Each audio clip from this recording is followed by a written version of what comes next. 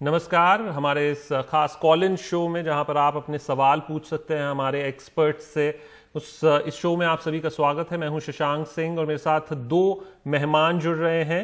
Doctor Narendra Saini, chairman scientific committee DMC से, और doctor Lalit Mishra Kailash अस्पताल से जुड़ रहे हैं। आप दोनों का बहुत बहुत स्वागत है। शुरुआत करते हैं एक अच्छी खबर के साथ।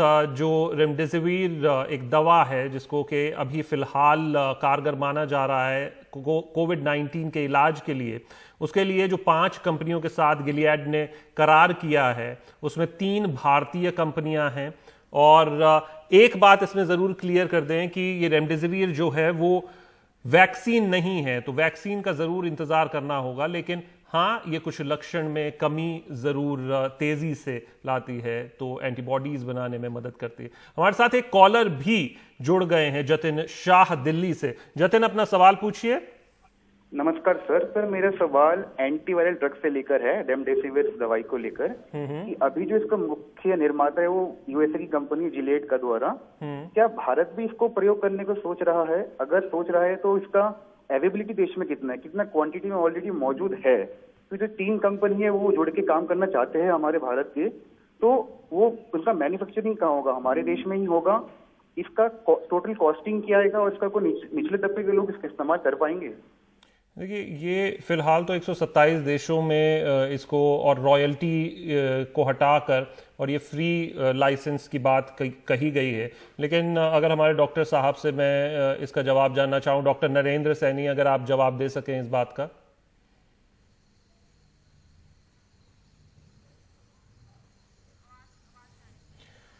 डॉक्टर ललित मिश्रा भी हमारे साथ। डॉक्टर ललित, आप अगर जवाब दे सकें। डॉक्टर नरेंद्र को आवाज नहीं मिल पा रही है। एक बार क्वेश्चन रिपीट करेंगे, कुछ साउंड थोड़ा क्लियर नहीं है। क्वेश्चन उनका ये है रेमडेसिविर दवा को लेकर कि क्या ये कितनी समय में भारत में उपलब्ध हो जाएगी, क्योंकि अब जो 3 कंपनियां हैं उनको मिल गया है और वो उन 5 कंपनियों में से शामिल हैं जो पूरे 127 देशों में इस दवा को देंगी। तो ऐसे में क्या इस दवा की मैन्युफैक्चरिंग या उससे जुड़ी जो चीजें हैं वो भी क्या भारत में होंगी, ऐसा वो जानना चाह रहे हैं। क्या इसका जवाब है अभी? नहीं, क्या जानना चाह रहे? भारत में प्रोडक्शन? हाँ, आवाज कट है। जी जी जी, यही। हाँ, भारत प्रोडक्शन ऑलरेडी कंपनियां हैं जो प्लान कर रही हैं और सफिशिएंट इसका प्रोडक्शन हो सकता है। अभी देखना है इसका इफेक्ट कितना आता है, that is the main point. बिल्कुल। तो कहीं ना कहीं अभी ये जैसे जैसे अपडेट्स आएंगी जतिन, हम जरूर, आप एनडीटीवी देखते रहिए। कुछ ही देर में जैसे ही और ज्यादा इस पर अपडेट्स आती हैं हम जरूर आपको इस पर और ज्यादा क्लैरिटी के साथ और जवाब देंगे। हमारे साथ एक और कॉलर जुड़ गए हैं। ये खुद कैंसर पेशेंट हैं और फरीदाबाद से हमारे साथ जुड़ रहे हैं। सर, सवाल पूछिए अपना।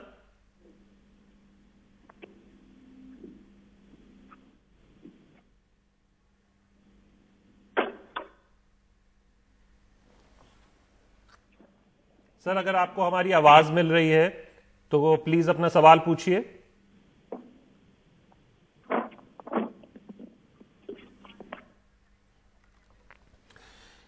बहरहाल उनकी आवाज तो हमें नहीं मिल पा रही है, लेकिन इनका सवाल हमारे पास दर्ज है और इनका ये कहना था कि ये 68 वर्षीय हैं, सीनियर सिटीजन हैं और 2 बार वो कीमोथेरेपी करवा चुके हैं, तीसरी बार भी करवानी है, पर डॉक्टर्स ने उन्हें अभी फिलहाल इंतजार करने को कहा है, वेट करने को कहा है। तो वो क्या एहतियात बरतें, क्या प्रिकॉशंस लें, डॉक्टर नरेंद्र सैनी? जी, इस समय जो सभी को एहतियात बरतने हैं और इनको खास तौर पर रहने चाहिए कि इनको हमेशा घर पे ही रहना चाहिए।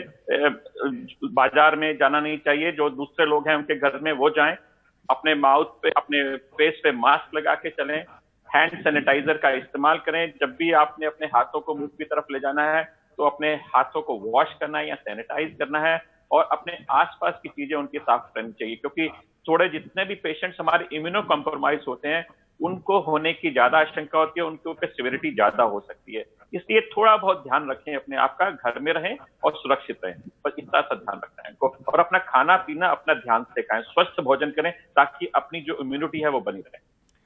उम्मीद करते हैं सर आपको आपके सवाल का जवाब मिल गया होगा। हमारे साथ एक और कॉलर हैं सैयदा, नजीबाबाद से। सैयदा जी, अपना सवाल पूछिए। Hello, sir. My name is Sayyidah Shamim. I am 8 years old. Sir, मेरी मम्मा इस कोरोना वायरस से बहुत डरी हुई है। सर, एक मजे की बात बताऊं, कल रात हम डिनर कर रहे थे, मेरी मम्मा को स्पून चाहिए था। वो डैडी से कहती हैं please pass me corona virus. Sir, मेरी मम्मा मुझे दिन भर हैंड वॉश कराती रहती हैं। वो टेरेस पे सबके साथ नहीं जाने देती हैं। जब सब लोग नीचे आ जाते हैं वो हमें टेरेस पे जब जाने देती हैं। सर, मैं एक चीज आपसे और पूछना चाहूंगी, सोशल डिस्टेंस पे हम उसको ध्यान में रखकर अगर हम बातें कर सकते हैं तो कोई खतरा तो नहीं है? मेरा यही सवाल है। सैयदा, धीरे धीरे आप 8 साल की हैं, आपका सवाल बड़ा वाजिब है और मम्मा पापा की तरह आप भी अभी थोड़ा सा और इंतज़ार कीजिए। अब धीरे धीरे इसमें रियायतें ज़रूर दी जा रही हैं, लेकिन मैं आपका सवाल हमारे एक्सपर्ट से भी, हमारे साथ डॉक्टर ललित भी जुड़े हुए हैं। डॉक्टर ललित, अगर आप इस बच्ची के सवाल का जवाब दे सके, सोशल डिस्टेंसिंग मेंटेन करते हुए क्या वो दोस्तों से मिल सकती हैं? देखो, अभी नहीं तो आने वाले टाइम पे तो मिलना ही पड़ेगा क्योंकि ये प्रोलॉन्ग है, बट अभी अवॉइड करिए जब तक वैक्सीन ना आ जाए। सोशल डिस्टेंसिंग को ध्यान रखना है, आप सैनिटाइजर भी यूज करना है, मास्क भी यूज करना है टिल वैक्सीन। ओके, तो सैयदा, उम्मीद करते हैं कि आपको आपके सवाल का जवाब मिला होगा। थोड़ा दिन और इंतजार कर लीजिए। अब लॉकडाउन 4.0 के भी, यानी कि चौथा लॉकडाउन भी अब शुरू होने जा रहा है 18 मई से, तो थोड़ी रियायतें उसमें और ज़्यादा दी जाएंगी। लोगों को बाहर निकलने की उम्मीद करते हैं कि थोड़ी और ज़्यादा रियायतें होंगी। धीरे धीरे इसमें रियायतें दी जा रही हैं। तो अभी फ़िलहाल आप अपने मम्मा पापा का कहना मानिए और घर में रहिए, और जितनी बार वो हैंड वॉश करने को कह रहे हैं ज़रूर कीजिए, मास्क भी पहनिए, और जब बाहर निकलेंगी तब अपने दोस्तों से बात कीजिएगा। अभी फ़िलहाल वीडियो चैट कर लीजिए। हमारे साथ एक और कॉलर जुड़ रहे हैं, आदित खान हैं अहमदाबाद से। आदित जी, अपना सवाल पूछिए। जी, आबिद बोल रहा हूँ सर। पूछिए सर। जी सर, मैं ऐसा बोल रहा हूँ सर, ये जो नॉर्मल फ्लू जो होता है सर वो, और जो कोरोना वायरस है उसके सिम्टम्स सर एक जैसे हैं, तो हम प्रेडिक्ट कैसे कर सकते हैं कि ये कोरोना वायरस और ये नॉर्मल फ्लू है?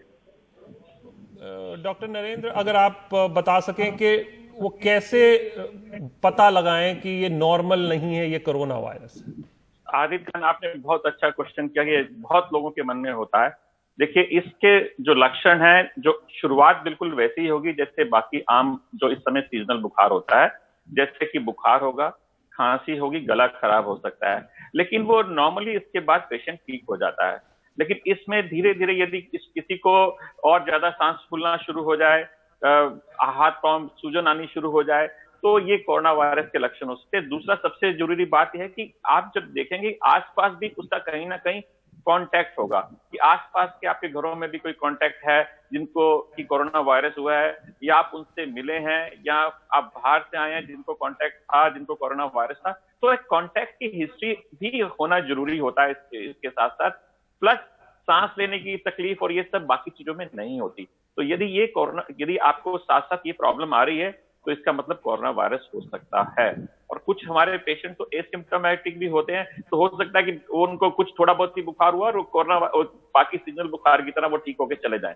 जिनको आगे जरूरत पड़ेगी हॉस्पिटल में आने की, उनमें सांस लेने की तकलीफ, हाथ पांव में सूजन हो सकती है। आजकल देखा गया कि कुछ टोज के अंदर कुछ स्किन की प्रॉब्लम हो सकती है। तो यदि ये सब प्रॉब्लम्स आ रही हैं तो हमें ध्यान रखना है। बिल्कुल। और अब तो जो एसिम्प्टोमेटिक पेशेंट्स हैं उन्हें अब बिना टेस्ट के छूट भी दी जाती है, तो इसलिए ये भी एक अब अच्छी बात है कहें तो। हमारे साथ एक और कॉलर जुड़ गए हैं, विनय हैं हमारे साथ आसनसोल से। विनय जी, अपना सवाल पूछिए। हाँ सर, मेरा क्वेश्चन ये है कि जैसे कोई वुडन सब्सटेंस हो या जैसे मेटालिक सब्सटेंस हो, तो उस पे जो इन्फेक्शन जो है का, वो क्या टच अगर हो जाए तो वो क्या लोकलाइज्ड रहता है कि वो स्प्रेड करने की संभावना रहती है? डॉक्टर ललित, रिपीट करें क्वेश्चन प्लीज।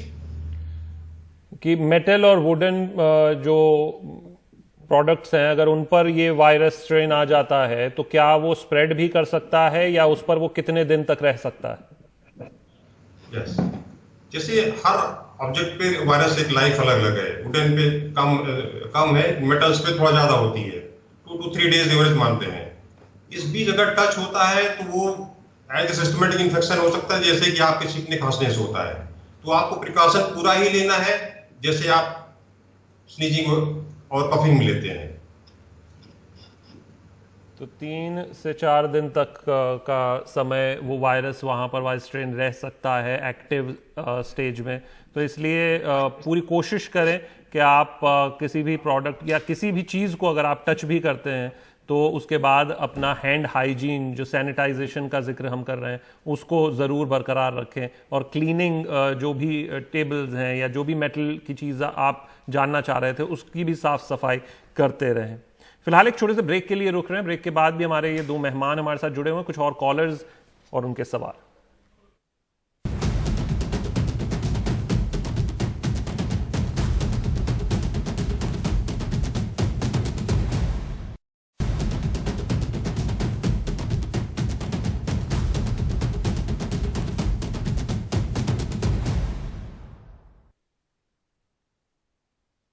और बेंगलुरु से हमारे एक और कॉलर हमारे साथ जुड़ रहे हैं, तोहिल, सवाल पूछिए अपना। साहब, ये जो अपना जो कोरोना का आज ये 50 दिन हो गए, कब तक बीमारी जाएगा, कब तक ये होगा? अच्छा, ये एक नॉर्मल इमोशन है डॉक्टर नरेंद्र, कब तक ये बीमारी जाएगी? जवाब तो शायद नहीं है इसका। देखिए तोहिल जी, ये एक नोवल कोरोना वायरस है। नोवल का मतलब होता है न्यू आया है। दुनिया में दिसंबर में ये वायरस आया है, अभी 5 महीने इसको हुए हैं, इसलिए इसके बारे में सारे विशेषज्ञ, सारे वैज्ञानिक इसके ऊपर चर्चा कर रहे हैं, इसके ऊपर एक्सपेरिमेंट हो रहे हैं, इसके ऊपर रिसर्च हो रही है। लेकिन जो आपने क्वेश्चन किया, इसका अभी बताना बहुत मुश्किल है। पहले ये सोचा जा रहा था कि शायद ये गर्मी आ जाएगी तो खत्म हो जाएगा, लेकिन ये देखा गया कि ये गर्मी को भी सहन कर लेता है। तो ये कब तक खत्म होगा, इसका जवाब देना मुश्किल है। लेकिन हाँ, हम सब मिलकर इसको दूर दूर भगा सकते हैं यदि हम अपनी जो बोला गया है कि हम सोशल डिस्टेंस में, I will say physical distance, socially आप कनेक्ट रहिए लेकिन फिजिकल डिस्टेंस मेंटेन करें, फेस कवर करें, अपने हाथों को बार बार धोएं, तो शायद हम इसको दूर भगा सकें और जल्दी कर पाएं। लेकिन इसका जवाब देना मुश्किल है कब ये जाएगा। थोड़े समय और जब तक वैक्सीन नहीं बन जाती है, जब तक वैक्सीन अवेलेबल नहीं हो जाती है, अब आपको इसके साथ ही जीना है, जैसा कि डॉक्टर साहब कह रहे हैं। तो ये जो कुछ मंत्र हैं, इनको अपनी ज़िंदगी में हमेशा के लिए, अभी फ़िलहाल जब तक वैक्सीन नहीं है तब तक ज़रूर लागू कर लीजिए। हमारे साथ एक और कॉलर मिर्ज़ा फ़खरुद्दीन हैं मुजफ्फरनगर से। सर, सवाल पूछिए। सर, मैं ये कह रहा था, मैं मिर्जा फखरुद्दीन मुजफ्फरनगर से बोल रहा हूँ जी। और कि ये बाहर देशों में तो ज्यादा फैला हुआ है, जैसे नॉन वेज वहाँ पे ज्यादा इस्तेमाल किया जाता है और हमारे यहाँ कम किया जाता है ज्यादा। तो क्या नॉन वेज वालों को ज्यादा इफेक्ट कर रहा है क्या सर ये कोरोना वायरस? वैसे ऐसा कोई शोध तो सामने नहीं आया है सर, लेकिन फिर भी मैं हमारे डॉक्टर साहब से, डॉक्टर ललित, ये कह रहे हैं कि नॉन वेज खाने से ज्यादा फैलता है कोरोना? नहीं, ऐसा कोई लिंक नहीं, किसी स्टडी में ऐसा कहीं नहीं आया कि नॉन वेज से ज्यादा हो, वेज से कम हो। इसका कोई फूड से लिंक नहीं है, वेरी क्लियर। चलिए, एक और कॉलर हमारे साथ, मुरली चेन्नई से। मुरली, सवाल पूछिए। My question is, number one, I am a type 2 diabetic. Presently I am on medication. Okay. Number two is that I am also a smoker. So I have the smoker's cough. It started going on for a long time.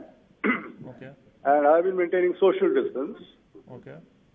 And sometimes when I wake up in the morning, I feel that a cold is coming on. Is this something I have to get worried about? I maintain distance at home also. I maintain distance at the shops also. If somebody is out of line, I simply tell the guy move on, or I don't go there.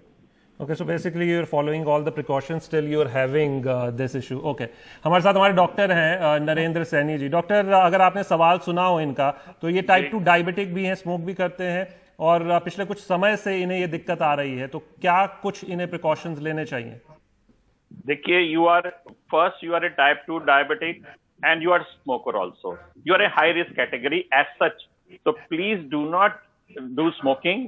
Avoid smoking at present because it affects the lung also. This virus also affects the lungs. So please avoid smoking at this moment of time. Rather, in your life, you should stop smoking. And second is, please control your diabetic first. It affects more only in those patients, only those who are not taking care of their diabetes or hypertension. So please control your chronic diseases first. So control your diabetes and stop smoking. Secondly, do walking and all those exercise so that your immunity is increased. And thirdly, you are having for a long time this cold and other things. I think probably this is not COVID, but please take precautions, which I have said, and maintain a distance and have this face cover on your mouth and nose so that you do not get affected by others. That's all precautions you have to take. And take a balanced diet and control your diabetes. Murali, I hope you got your answer.